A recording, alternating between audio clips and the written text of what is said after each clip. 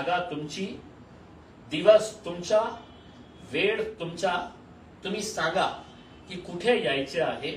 मी तुमच्या समोर पत्रकारांना बोलवा, आपण दोघं बसू आणि मी एकटा बसतो. तुम्ही तुमचे सगळे जे दुसरे नेते आहेत तुमच्या पार्टीतले सगळ्यांना बसवा तिथे.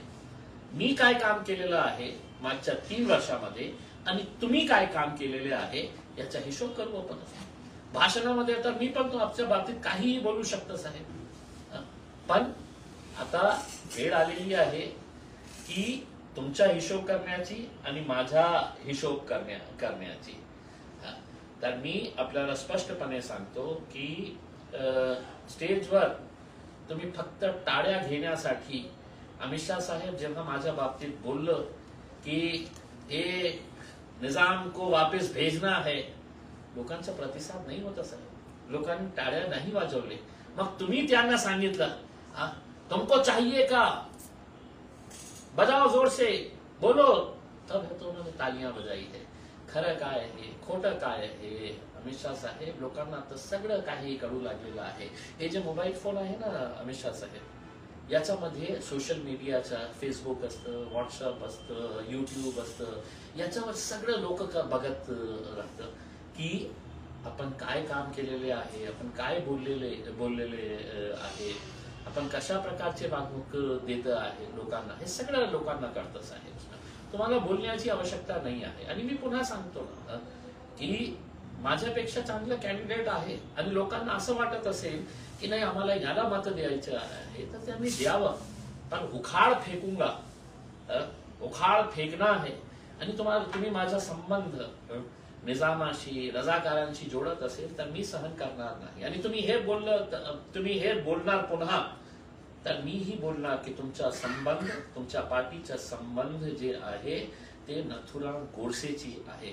आम्ही रामचा आदर करतो, आम्ही भगवान रामचा आदर करतो. आणि साहेब शोभत नाही आपल्याला जेव्हा सगळे नेते भाषण द्यायला उभे राहिले तर छत्रपती शिवाजी महाराज की जय, छत्रपती संभाजी महाराज की जय, हे आपल्या तोंडातून शोभत नाही साहेब. कारण छत्रपती शिवाजी महाराज कोण होते, किती महान होते आणि त्यांनी कधीही जाती धर्मामध्ये भेद केलं नाही. त्यांच्यासोबत मुसलमानही होतं. पण आज फक्त आपल्या राजनैतिक स्वार्थासाठी हे महापुरुषांचं नाव तुमच्या तोंडातून, तुमच्या पार्टीच्या तोंडातून शोभत नाही.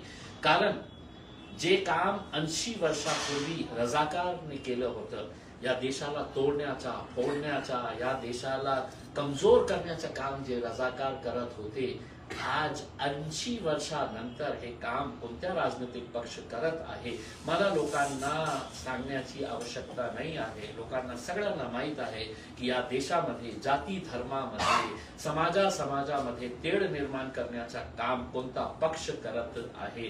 म्हणून फक्त आपल्या राजनैतिक स्वार्थासाठी अब की बार 400 पार आणि महाराष्ट्रामध्ये 48 लोकसभाची सीट आहे, त्याच्यापैकी किती जिंकायचे आहे आपण एका आकडा दिलेला आहे की 45 सीट भारतीय जनता पार्टी आणि त्यांचे पक्ष निवडून येणार आहे.